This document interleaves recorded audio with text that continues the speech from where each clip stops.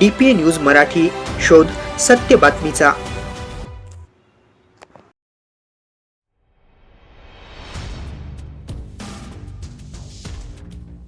भारतीय किसान सभा आणि मार्क्सवादी कम्युनिस्ट पक्षाच्या वतीने त्र्यंबकेश्वर येथे शेतकरी व सामान्य नागरिकांच्या विविध मागण्यांसाठी जवळपास 4 तास रास्ता रोको आंदोलन करण्यात आले।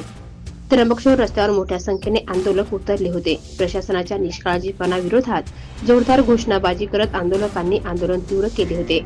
यावेळी मार्क्सवादी कम्युनिस्ट पक्षाचे नेते इरफान शेख यांनी आंदोलकांच्या मागण्यांबाबत तहसीलदारांशी चर्चा केली। त्र्यंबकेश्वर तालुक्यातील शेतकरी व सामान्य जनतेच्या समस्या त्यांनी प्रशासनासमोर मांडल्या। अखेर तहसीलदारांनी आंदोलकांच्या मागण्यांबाबत लवकरात लवकर योग्य तो निर्णय घेण्याचे आश्वासन दिले आहे। त्यानंतर आंदोलकांनी आपले आंदोलन स्थगित केले आणि नाशिकच्या दिशेने मार्गक्रम केले।